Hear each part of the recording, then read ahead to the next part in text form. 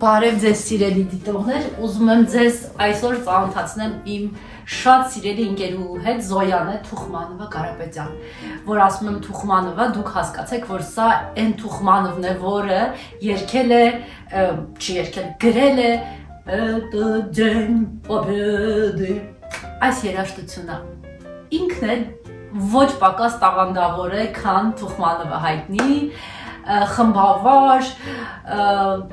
դիրիժոր, երգչուհի, մի չտեսնված անձնավորություն։ Ծնվել մեծացել է Մոսկվայում, ավարտել է կոնսերվատորիա Իտալիայում, Վենետիկում է ապրում մի դար արդեն շատ վաղուց, որոշ ժամանակ եկել է Հայաստան եւ աշխատել է օպերային թատրոնում որպես երգչախմբի ղեկավար։ Ահա այդ ժամանակ է, որ մենք իրար հետ ծանոթացել ենք եւ մեր ընկերությունը այդ օրվանից չվերջացավ ու այսպես գնաց։ Զոյա Թուխմանովա Կարապետյան։ Բարև ձեզ բոլորին ու շնորհակալություն իմ սիրելի արփի, որ ինձ հրավիրել ես քեզ հետ ինտերվյու։ Տեսնում եք, իմ սիրուն հայերեն է խոսում, իրար հետ մտնում ենք որևէ խանութ ու խանութում ասում են զարմացած նայում են, ասում են գիտեն relocator-ը, չգիտեն, որ Զոյան հայկական արմատներով հայեցի, իսկական ներսում հայ է, որ ասես ռուս կարող է ջղայնանա, գիտես, չէ։ Իսկապես ջղայնանում, որովհետև հպարտ եմ հայ արմատներով հպարտ եմ։ Զոյա ջան, դե արի մի քիչ պատմիր ինձ,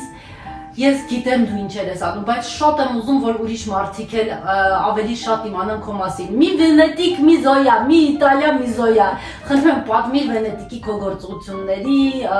մասին։ Ուրեմն ես ապրում եմ Վենետիկ բավական տարիներով ու զբաղվում եմ երգչախումբի ղեկավարությամբ։ Ունեմ 3 երգչախումբը ու համագործակցում եմ էլի 2 երգչախումբի իրար հետ։ Այս երգչախումբային աշխարհը իմ սերն է դա։ 2018 թվականից սկսած ղեկավարում եմ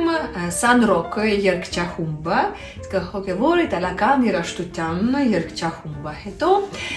ունեմ փոքրիկների երգչախումբ Martellago քաղաքում եւ նաեւ համագործակցում եմ Piccoli Cantori Veneziani, այսերի երգչախումբ, փոքրիկների երգչախումբ, որ տանում եմ La Fenice Teatronը։ Հետո ունեմ մի ensemble Sinopoli կոչվում, այս իմ նոր պրոյեկտն է 2024 թվականից սկսած, 13 հոգի ենք եւ վերջումս էլի համագործակցում եմ San Marco-ի եկեղեցի իրար հետ, նաեւ երգում եմ, այս ոնց որ իմ փոքր հոբբի է։ Ժորդ, որ ասում է San Marco, դու մի հատ Google արեք, եթե չեք եղել այդ San Marco-ում, ոսկի տանիքներ, ոսկի կտուրներ, եկեղեցի է, վրան ձիեր, որոնք Բյուզանդիայից են գնացել Վենետիկ հայկական ինչ-որ պատմություններով, ընդհանրապես Վենետիկում շատ հայկական պատմություններ կա, որ Զոյան դրանց մասին ամեն ինչ գիտի։ Ու ես եղել եմ այս եկեղեցում San Marco-ում, որտեղ Զոյան պատարագ է երգել, ինչ սիրուն մենակ լսեիք։ Ու ես գիտեմ Զոյ, որ այս պատարակ երգերը քո համար ինչ-որ հոգևոր մի բան է, որ քեզ հանգստացնում է, ոնց որ շատ կարևոր մի բան ես անում, գիտեմ, որ դա հոբի է, որ ավելի շատ որպես դիրիժոր ես, որպես խմբավար ես, բայց նաև շատ սիրում ես այս San Marco-ում երգելը, ճիշտ եմ։ Հա, ճիշտ ես, Արփ ջան, որովհետև սա ամեն ինչ սկսած, որ իմ առաջին օրն է երավ Վենետիկում, առաջին քայլը ես զգացի ինձ որպես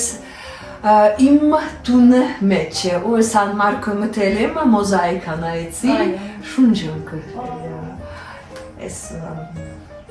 Ժորդ, ուզում եմ պատկերացնեք, որ Զոյան ասես, չէ, այսքան տեղեր աշխատում է, այսքան մարդկանց հետ համագործակցում է, այսքան թատրոնների հետ, այսքան երգչախումբը, չգիտեմ, որ բոլորի երգչախմբի թիվը իրար գումարես ինչքան կլինի, հեչ փորձել ես անել բոլորին։ Բոլորի, որ հաշվեմ 300 հոգի, կլիներ ավել։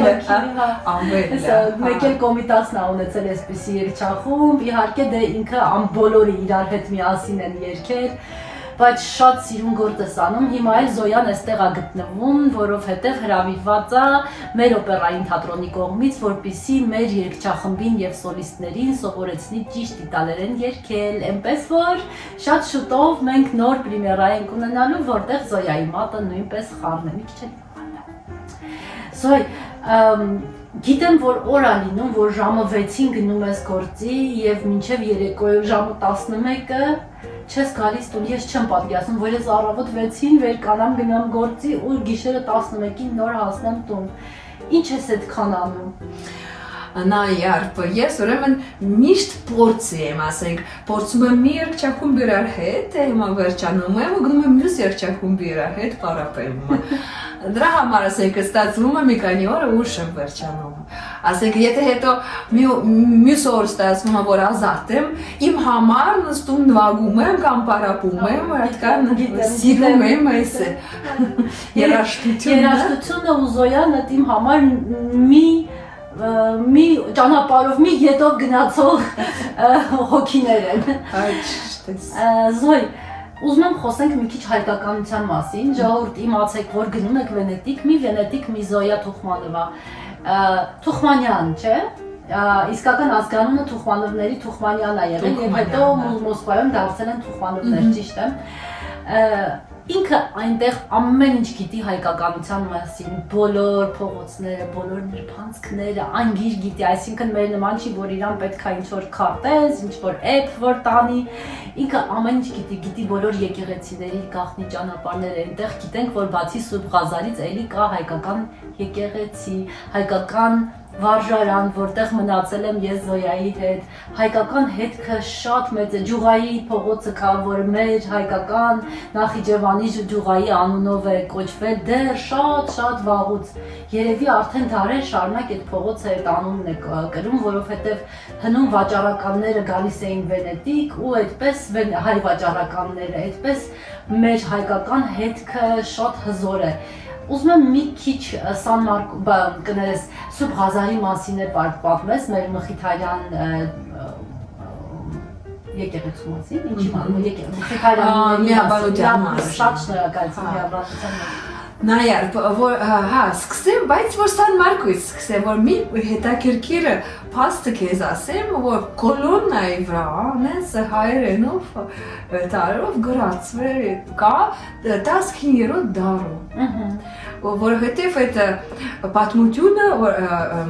հայ եւ իտալացիների պատմությունը, ընկերությունը տևում արդեն մի քանի դար։ Ու Վենետիկում ես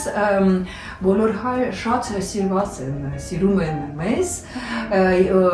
նաև Վենետիկը նվիրել է Սուրբ Ղազար կղզի հայերին, ունդեր եկավ մեր Մխիթարաբայրը ու ստեղծեց ինչ-որ այս գերեզգություն, որ հիմա տեսնում ենք, մեր Մխիթարյան միաբանությունը ունի գրադարանն, որ շուտով կդառնա ՅՈՒՆԵՍԿՕ-ի պահպանության մեջ է, որպես ՅՈՒՆԵՍԿՕ-ի կարևոր մասը,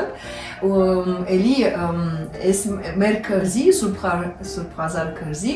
հայերի համար որպես մի ոնց ասեմ, մի փոքր երկիր է, որ գալիս է Սուրբ Ղազարը, ոնց որ Հայաստանում լինես։ Զոյա ջան, ես գիտեմ, կներես ընդհատեցի, բայց ես ուզում եմ պատմես, որ դու այդ գրադարանում ինչ արխիվային պեղումներ ես արել, ինչ բացահայտումներ ես արել, ասենց մի ամբողջ ինստիտուտի գործ ես արել, ուզում եմ ներկայացնես դա։ Ուրեմն ես 2023 թվականին ես ունեմ այդ պրոյեկտը, կոչվում էր Պասկալ Սինանյանն։ Այս մարդն հայ Կոնստանտինոպոլում, то գնաց Փարիզ ու դրանից հետո տեղափոխվել է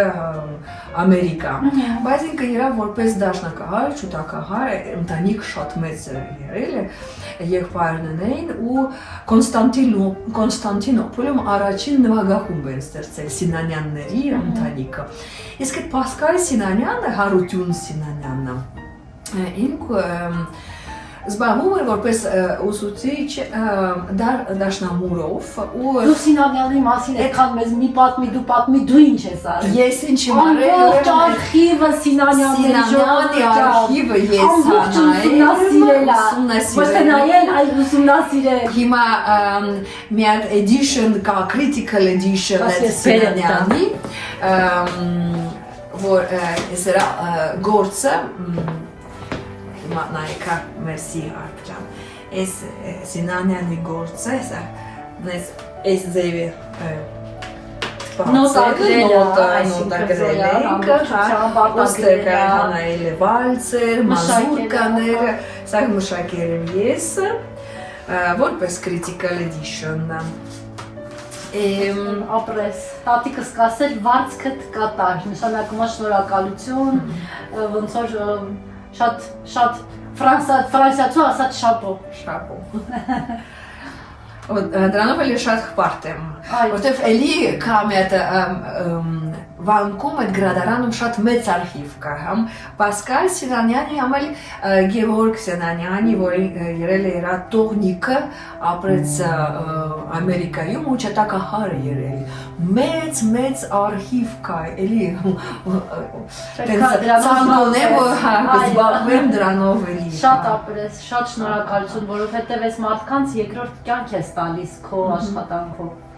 Ես ուզում եմ քեզ ներել։ Այ, շատ շնորհակալ եմ Զոյա ջան, շատ շնորհակալ եմ, շատ կարևոր նվերը։ Սիրելի դիտող, ահա այսպեսի Զոյա, մի վենետիկ, մի Զոյա։ Երբ որ գնում եք վենետիկ, հիշեք, որ այնտեղ կա այս հայուհին կապույտ աչքերով, ժպիտը դեմքին, ու կարող է նաև ինչ որ բանով ինքը հիմա կասի ես դրա ժամանակը չունեմ, բայց կգտնի դրա ժամանակը։ Կարող է ձեզ ինչ որ բանով օգտակար լինի, միգուցե հայկական տուր կազմակերպի ձեր համար կունենա ժամանակ։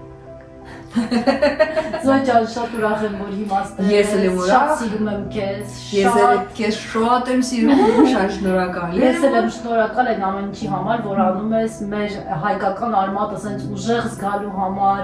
մեր անունը ամբողջ Վենետիկով բարձր պահելու համար, ամբողջ Իտալիայով, ինչի ոչ միայն Վենետիկով։